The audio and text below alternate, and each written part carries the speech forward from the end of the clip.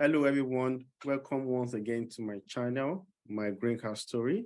As you know, on this channel, I usually interview those that have gone through the EB2 NIW process. So for today's episode, I'm going to be interviewing someone. But before I continue, if you have not subscribed to this channel, I want you to subscribe by clicking the subscribe button below. Secondly, my website is now online, so please go and visit my website. My web address is www.mygreencardstory.com. So once you get to my website, scroll to the bottom of the page. There's a subscribe button at the bottom. Type in your email and subscribe. This will ensure that we have your email in our database and we can communicate any upcoming seminar to you. And the last thing that I'd like to mention is I'm actually planning a seminar that'll be on the current trend concerning EB2 NIW. That seminar will probably hold during the last week of July or in early August. So please keep in touch. I'll endeavor to share the flyer on each of our social media platform. So that being said, I'm going to continue today's interview. So for today, I'm interviewing Dr. Frederick. Dr. Frederick, welcome to my channel. Wow, nice, Bobola. Nice seeing you, over the screen. Yeah. So let's dive in into the questions for today. So please, can you tell us about yourself, or can you just introduce yourself? So by way of introduction, my name is Frederick. I'm currently in Cleveland, Ohio, where I'm doing my residency training. Yeah. Okay. So we know you're a doctor. So when did you decide to apply for a green card? So why did you decide to apply for a green card, and when did you decide to apply for a green card? Okay, so those are two questions. So the first question, I'll just say, why did I decide to apply for a green card, right? Yeah, so, just like every young Nigerian, or young immigrant who comes into this country, you understand, one of the biggest challenges that we have is, is trying to secure a job, trying to make sure that, your source of livelihood or whatever it is that brings you into this country, you're able to transition smoothly, through your entire journey in this country. And one of the challenges that we always have is, is if you have a green card or not. So all these things, were part of the things that, that made me or draw me into the conclusion that, having a green card was of optimal, importance through my entire journey, in the United States. Okay, thanks so much. So the second question, when did you decide to apply for a green card? I decided to apply in 2018, which was the year, that I came into this country, in 2018. So that was the year I first learned about the NIW, but the first time I applied was in 2020. That was after my master's program. Okay, so can you shed more light about how you learned about the EB2 NIW process? Okay, so when I came into this country in 2018, just like as a young Nigerian, a young immigrant, I tried to link up with other people of like minds like me, other people from Nigeria, who were in the same journey as me. And so it was there that one of them, I don't really want to call the person's name right now, but there, it was then that one of them, actually told me about the whole NIW journey. because I was very inquisitive, like, how can I improve on my immigration status? How can I leave my current immigration status and get a green card? So many people try to do different things, like get married, do all this kind of stuff.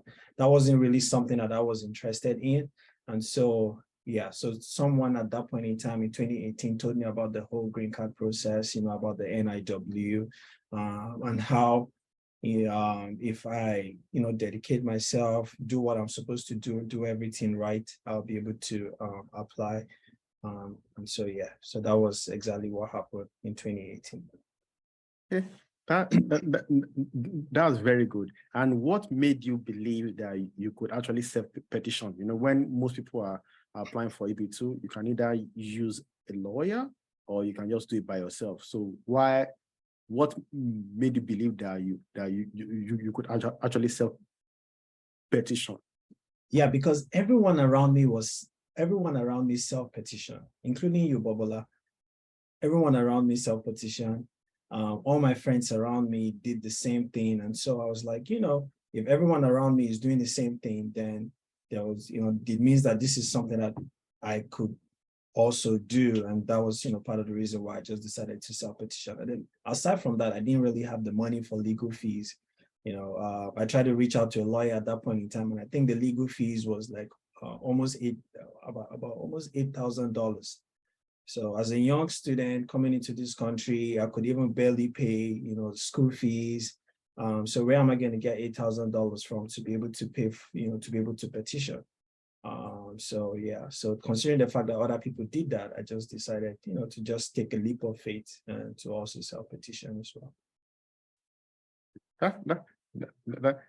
That's actually awesome. Yeah. So the next question is, USS, they have like requirement in terms of those that should apply for EB2 NIW.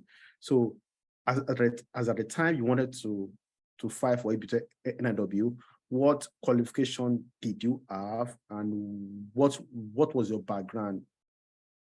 Okay. In terms of experience and all that. Yeah, so if I can remember correctly, I think part of the requirement then was that, you must be someone with like an advanced degree, you must be part of like professional organizations. Some say you should have some publications, although, there are so many people who don't have publications and still have like, still get their green card.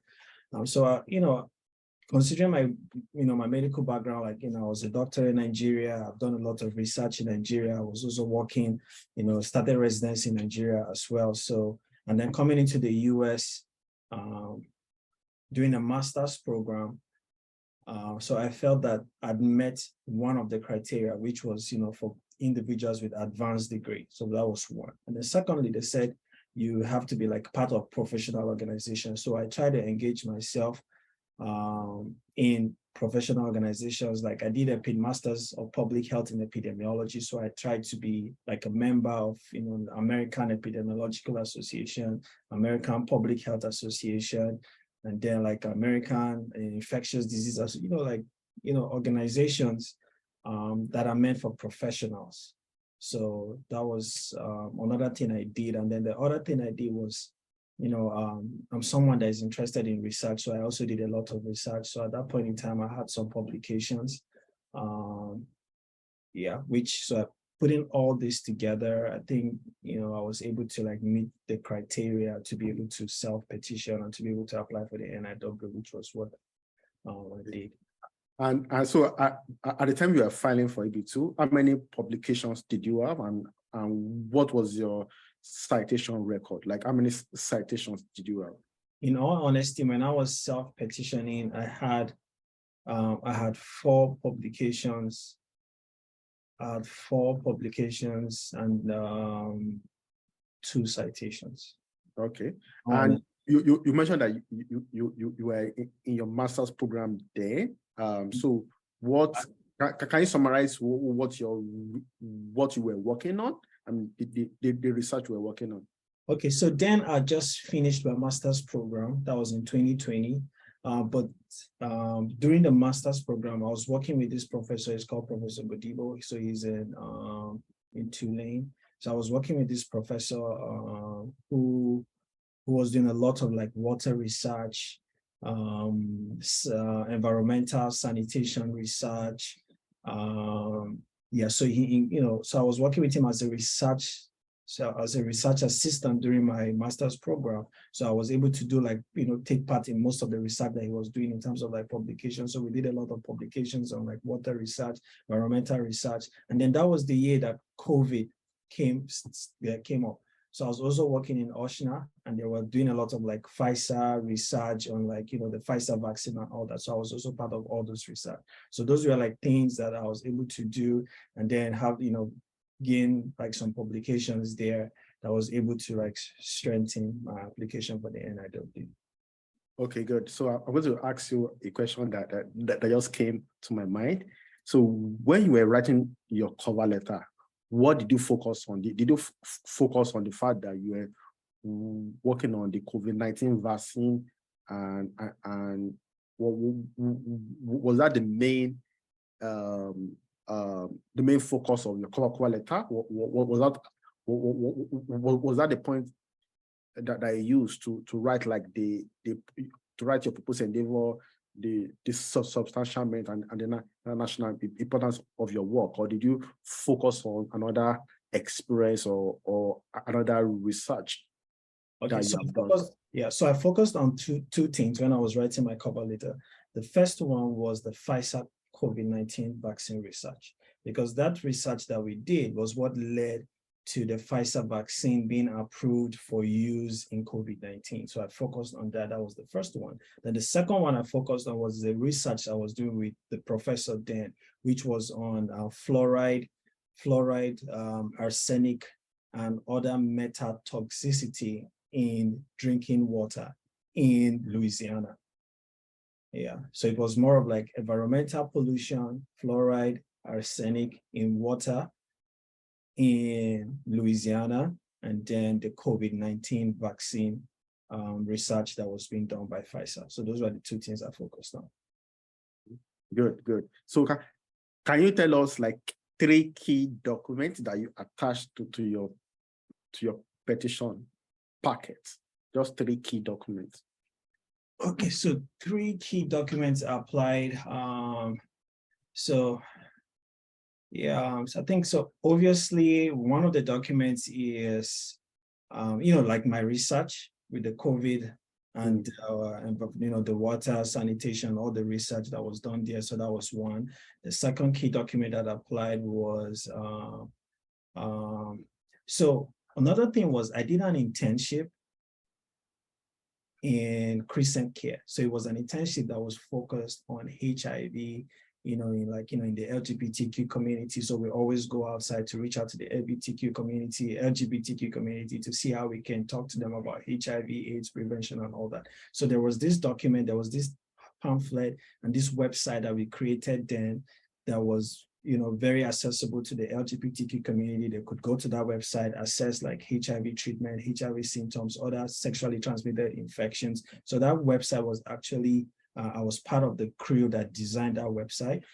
So that was another key document that that attached it. And then the third document that I attached was obviously my educational background, my research, master's, the doctor of medicine, all my documents. So obviously those were the 3 documents that I applied. Okay, and how long did it take you to put all your documents together from the time you started writing your petition cover letter to the time you mailed it out? How long? Yeah, it took me 3 months. And the reason why it took me these 3 months was because I was also working at that point in time, and I had a lot of exams. I had so many things I was doing at that point in time. So I wasn't just focused on trying to put this package together, but I had also other work that I was doing. So it took me about 3 months. Probably if I was just focused on this document, maybe it would have taken me maybe a month or 2. Okay. And from time you turn your petition to the time you got a response from USCIS that your petition has been approved, how long was that? 7 months. 7 months. And that was all in 2020, right? Yeah, no. So the first, so when I applied was in 20, so I applied in 2021. So I finished the master's program in 2020, did some work and all that because that was the era of COVID.